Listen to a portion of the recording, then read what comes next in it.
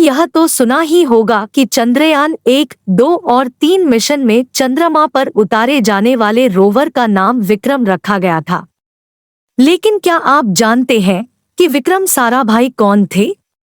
तो हम आपको बता दें कि विक्रम साराभाई एक ऐसा नाम है जिसे भारतीय अंतरिक्ष के प्रत्येक कार्यक्रमों में जनक की उपाधि दी गई है। भारत में एक महान वैज्ञानिक डॉक्टर विक्रम साराभाई ने अहमदाबाद की धरती पर जैन परिवार में जन्म लिया। वह तिथि सन 1919 में अगस्त महीने की 12 तारीख थी। डॉक्टर साराभाई किसी गरीब परिवार से नहीं बल्कि अहमदाबाद के एक सबसे बड़े उद्योगपति परिवार के सुपुत्र थे। उनके पिता अंबालाल साराभाई कई उद्योगों के मालिक थे। विक्रम अपने 8 भाई बहनों में से एक इकलौते ऐसे थे जिन्होंने भारत को सम्माननीय और गर्व से भरा देश बनाने के लिए अपना पूरा जीवन समर्पित कर दिया।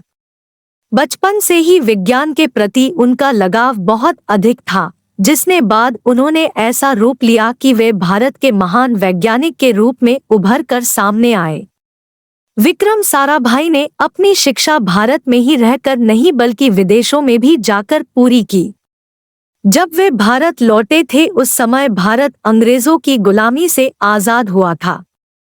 यहाँ आकर वे उस समय के राजनेताओं के संपर्क में आए। कुछ समय पश्चात साराभाई ने अहमदाबाद एजुकेशन सोसाइटी में भौतिक अनुसंधान प्रयोगशाला के लिए एक छोटी सी जगह खरीद ली और उसमें अपने भौतिक अनुसंधान प्रयोगशाला का निर्माण कर दिया।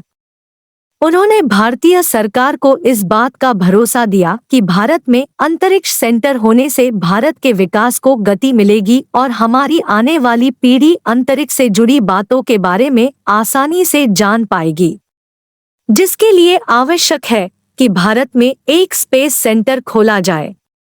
उनके विचारों से प्रभावित होकर भारतीय सरकार ने भारत में अंतरिक्ष सेंटर खोलने की अनुमति दी। स्पेस सेंटर की नींव रखने वाले डॉक्टर साराभाई को इसीलिए इसरो का पिता कहा जाता है। भारत में प्रत्येक वर्ष 12 अगस्त जो डॉक्टर साराभाई की जन्म तिथि है, उस दिन को अंतरिक्ष विज्ञान दिवस के रूप में मनाया जाता है। उन्हें 2 बार पद्म विभूषण सम्मान दिया गया था। उसके बाद 30 दिसंबर 1971 को मात्र 52 साल की उम्र में हार्ट अटैक की वजह से अचानक उनकी मृत्यु हो गई। आज उनका नाम पूरा देश नहीं बल्कि पूरे विश्व में जाना जाता है, क्योंकि उन्होंने अपने जीवन में ऐसी बड़ी बड़ी खोज की जिसकी वजह से उन्होंने अपने जीवन को एक नई दिशा दी और साथ ही भारत को विकास के लिए एक नई दिशा भी प्रदान की।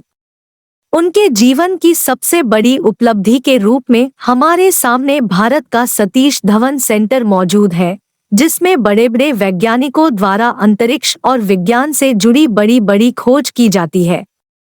विक्रम साराभाई का विवाह 1942 में हुआ। उन्होंने एक शास्त्रीय नृत्यांगना मृणलिनी के साथ विवाह किया और उसे अपना जीवन साथी बनाया। उन दोनों की शादी भारत के चेन्नई शहर में हुई। बाद में उनके 2 बच्चे भी हुए। हालांकि उनकी पत्नी मृणलिनी के साथ उनका वैवाहिक जीवन लंबे समय तक नहीं चल पाया। बाद में डॉक्टर कमला चौधरी के साथ उनके प्रेम संबंध रहे। साराभाई के मार्गदर्शन में पहला कॉस्मिक किरणों का निरीक्षण करने वाले नए दूरबीनों का निर्माण किया गया। उन दिनों भारत में कोई भी रॉकेट लॉन्चिंग स्टेशन नहीं था। डॉक्टर होमी भाभा एक ऐसी शख्सियत थे जिन्हें विज्ञान में होने वाले प्रत्येक परमाणु विज्ञान कार्यक्रम का जनक माना जाता है। उन्होंने उनके सहयोग से भारत में पहला रॉकेट लॉन्च स्टेशन स्थापित किया। यह संस्थान अरब सागर के तट के पास थुम्बा, तिरुवनंतपुरम में स्थापित किया गया था। उन्होंने रूसी स्पुतनिक लॉन्च होने के बाद भारत जैसे विकासशील देश में अंतरिक्ष की महत्ता को समझाया और सरकार को इस बात पर राजी किया कि भारत को भी अंतरिक्ष कार्यक्रम के महत्व पर जोर दिया जाना चाहिए। उसके बाद भारत में भारतीय अंतरिक्ष अनुसंधान संगठन की शुरुआत 1969 में की गई थी। भारतीय अंतरिक्ष अनुसंधान नामक संगठन यानी इसरो की स्थापना उन्होंने स्वयं की थी।